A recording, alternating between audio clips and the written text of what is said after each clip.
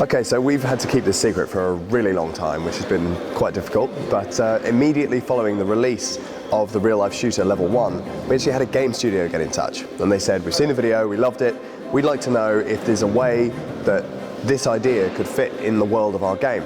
So we thought about it for all of about 10 minutes before calling them straight back and saying, hells yes, there's a way, let's do it. The name of the game studio was IO Interactive in Denmark. The name of the game was Hitman. So now we've got the whole crew back together again. We're here in Oldway Mansion in Devon, and we're about to make the real-life Hitman experience.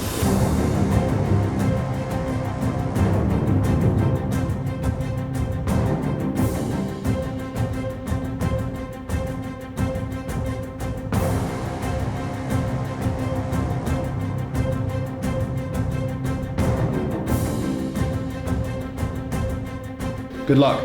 You have 1 hour. We knew that in order to do justice to the Hitman games, we were going to have to change things up quite dramatically. Level 1 and Level 2 were first person, so we had the GoPro there mounted to the helmet. With this, it was going to have to be third person. We were going to have to work out a camera stabilizer system that would follow the actor around. But that kind of stuff's easy. The difficult stuff is really kind of getting into the meat of it. You know, the actual gameplay, style, and narrative structure of the thing. So the first thing we did was we built a 3D model of the location inside a games engine so that we could run around and really start designing that level. Level 1 and Level 2 were quite linear, so you would always start in the same place, you'd always effectively end in the same place, and there were a certain set number of gags that you'd have to work through to get there. But with Hitman, that was just never going to work. In order to honour the games, we were going to have to let them find 5 different ways into the building and 10 different ways to approach the target, and all sorts of different costumes and weapons and techniques and approaches that they could take.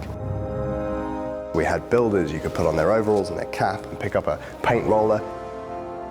We had security guards where you could kind of zip up their jacket and pull their woolen hat on and walk around like a security guard. We also had Rupert, our butler, follow him into his room, smash him over the head with a bottle, take his clothes and pose as the butler. Owing to the nature of the Hitman games, we knew that people would be trying anything to try and eliminate the target or anybody that gets in their way.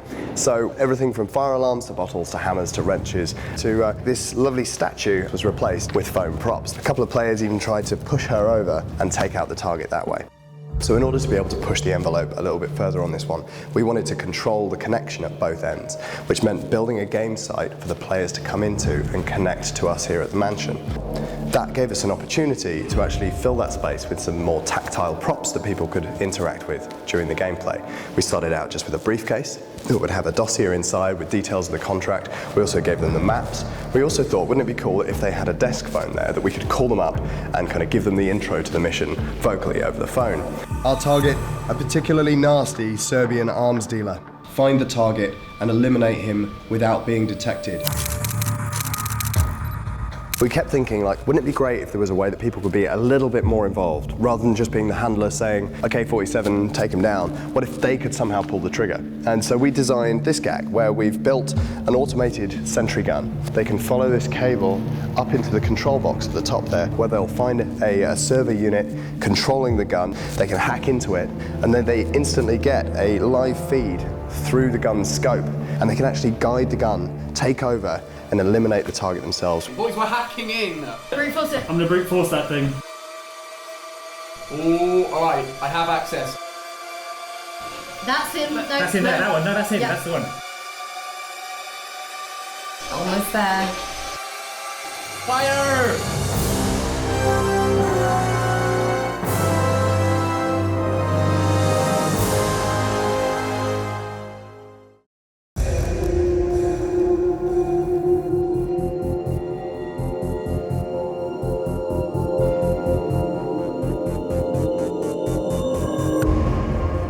Liam's been playing our Agent 47. For those of you that are fans of Level 1 and 2, he's the famous Hans. He's been wearing the helmet for both the other 2 levels. And he goes from happy, happy, smiley to train cold killer in an instant. So the voiceover in all of these real-life games is more than just a little bit of audio padding. It's actually the way that we react to the player, the way we create that relationship with the player, and the way that we shape the game and kind of guide it in the direction we want it to go. There's a guard approaching. You want me to take him out? IO Interactive were actually able to send David Bateson, who has always done the voice of 47 in all the games. What have we got here? Really great to have him here on set, doing live voiceover to just add that level of authenticity and detail. Holy crap, that was good. That was realer than real. In fact, we also had a really lovely moment where David got to meet Liam dressed as 47 right here on set. Don't I know you? Agent 47? I like your work. So the brains of the operation is the control room, as always, and we've really kind of spec'd that up for this one. We've got 4 machines in there running everything. So the first one is bringing in all those CCTV feeds so that we can see what's going on across the whole site. We've then got the dialogue PC, so 22 actors in the space besides 47, all wearing microphones, and then mix all their microphones all in real time.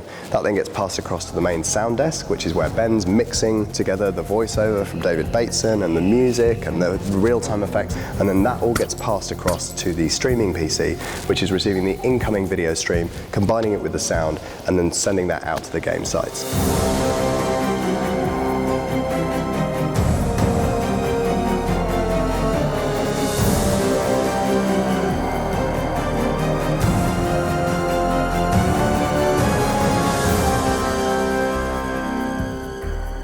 Okay, so that's the behind the scenes on the real life Hitman experience. I hope you've enjoyed it. I hope you enjoyed the main video. And from me and the whole Realm Pictures team, thank you for watching. And trust me when I say I cannot wait to show you what we have in store for you next.